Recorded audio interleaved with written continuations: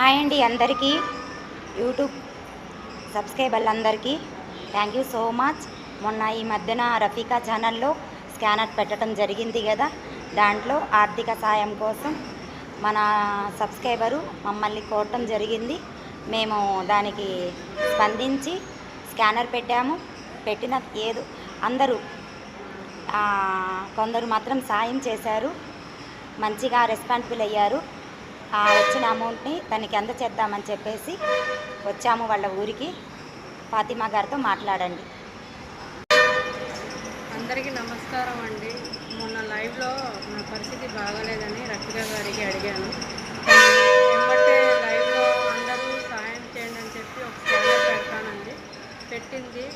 అందరు ఎవరెవరు ఇచ్చారో ఆ అమౌంట్ తీసుకొని ఇప్పుడు మా ఊరు వచ్చారు, నాకు ఆ సహాయం అందజేస్తున్నారు.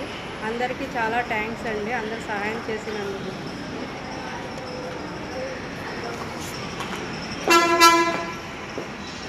థ్యాంక్ యూ సో మచ్ అండి. పేరు పేరున ప్రతి ఒక్కరికి ధన్యవాదములు. నేను చెప్పాను కదా, తనకు కలిసి నేను ఒక వీడియో తీసి పెడతాను అని చెప్పేసి.